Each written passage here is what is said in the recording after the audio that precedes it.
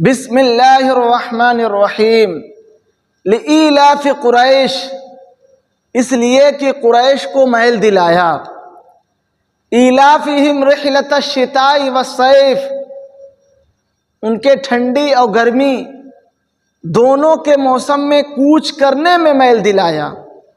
اب اس آیت کا پس منظر یہ ہے کہ اللہ تبارک و تعالیٰ نے اس صورت میں، اس آیت میں قریش پر کیے گئے انعامات کو ذکر فرمایا ہے کہ ہم نے قریش پر یہ انعام کیا کہ ان کو ہر سال یعنی سال میں 2 جگہ سفر کرنے کے لیے رغبت دلائی، یعنی یہ لوگ سال میں 2 جگہ کا سفر کریں، ٹھنڈی کے موسم میں یمن کا سفر کریں اور گرمی کے موسم میں شام کا سفر کریں۔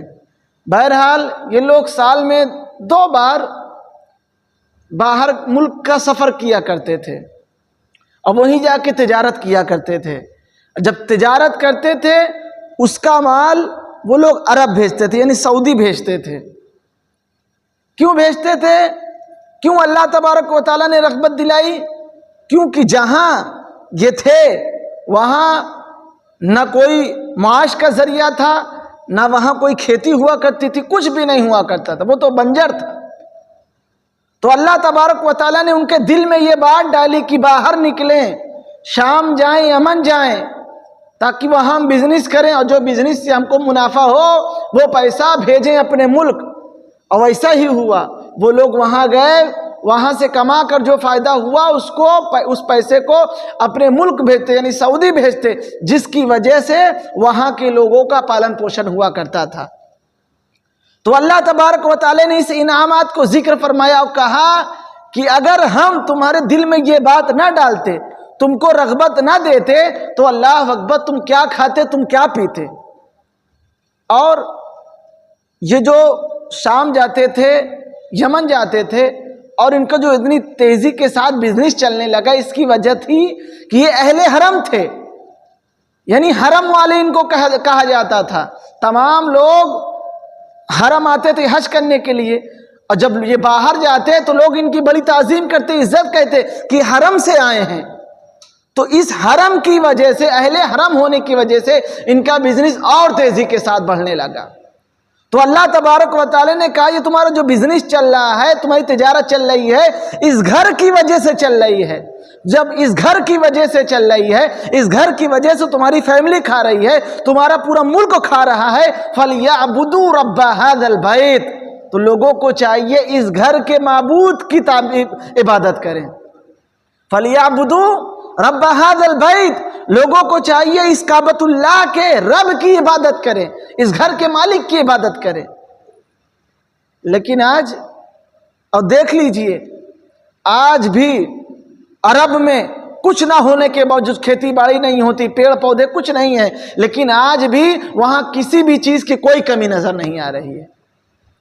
یہ اللہ تبارک و تعالیٰ کی طرف سے اہل حرم ہونے کی وجہ سے ہے، حضور علیہ السلام کی جسم اطہر کی وجہ سے ہے کہ حضور علیہ السلام وہاں موجود ہے، اللہ کا گھر وہاں موجود ہے، اس وجہ سے وہاں کسی چیز کی کوئی کمی نہیں۔ فَلْيَعْبُدُوا رَبَّ هَذَا الْبَيْتِ الَّذِي أَطْعَمَهُم مِّن جُوعٍ، جس نے ان کو بھوکوں میں کھانا کھلایا، بھوک میں کھانا کھلایا۔ ان کے پاس کچھ نہ تھا، اللہ تبارک و تعالیٰ نے دیا، تو ان کو چاہیے کہ اللہ کی عبادت کرے۔ اگر یہ اہل حرم نہ ہوتے تو آج ان کے ساتھ کیا ہوتا؟ وہاں تو صحرا تھا، کچھ نہیں تھا۔ اللہ کی گھر کی وجہ سے آج ساری دنیا میں ان کی عزت ہو رہی ہوئے ہیں۔ الذی اطعمہم من جوع، جس نے ان کو بھوک میں کھانا کھلایا، وآمنہم من خوف، اور خوف سے امن میں قائم کر دیا، امن قائم کر دیا۔ آج پورے عرب میں امن و امان قائم ہے، سب خوشحال ہیں۔ کیوں؟ اس کعبۃ اللہ کی وجہ سے، حضور علیہ السلام کی وجہ سے۔ بہرحال اس آیت میں، اس صورت میں 2 چیزیں اللہ نے بیان کی، ایک خوف، ایک بھوک۔ یہ دونوں ایسی چیز ہیں جس کی وجہ سے معاشرے میں گناہ ہوتا ہے۔ بھوک کی وجہ سے چوری ہوتی ہے، ڈکیتی ہوتی ہے، بدکاری ہوتی ہے، آدمی مجبور ہو جاتا ہے۔ جب پیٹ خالی ہوتا ہے تو آدمی گناہ کرنے پہ مجبور ہو جاتا ہے، کرتا ہی ہے۔ اور خوف دوسری چیز، خوف، ہم کو خوف ہو کہ ہماری نوکری نہیں لگ رہی ہے یا ہم کو جان کا خوف ہو، تو اسلام نے ان دونوں چیز کو ختم کرنے کے لیے ایک ایسا چیز لایا جس کو ہم زکوٰۃ کہتے ہیں۔ زکوٰۃ کہتے ہیں اگر مسلمان پوری دل لگی کے ساتھ، پوری ایمانداری کے ساتھ زکوٰۃ قائم کرے، زکوٰۃ دینے لگے، تو انشاءاللہ کوئی بھی مسلمان بھوکا نہ رہے گا، بلکہ بھوکا نہ رہے گا، بھوکے رہنے والے کو وہ کھانا بھی کھلانے لگے گا۔ اگر لوگ زکوٰۃ ادا کرنے لگے، کوئی بھی بھوکا نہ رہے گا۔ وَآمَنُوا مِنْ خَوْفٍ، اور جو لوگوں کے دلوں میں خوف بسا ہے، اللہ اکبر، جب سب کے پاس مال آئے گا تو خود بخود امن و امان قائم ہو جائے گی، کیونکہ جب مال نہیں ہوتا وہاں سکون نہیں ہوتا، امن قائم نہیں ہوتی۔ اگر کسی آپ گھر کی مثالیں لے لیجئے، اگر 2-3 لوگ گھر میں ہیں، برابر کمانے والے ہیں، وہاں کبھی کوئی لڑائی نہیں ہوتی۔ لیکن اگر کسی کی زیادہ ہے کمائی، کسی کی کم ہے، وہاں پھر لڑائی ہونے لگتی، وہاں امن قائم نہیں ہوتا۔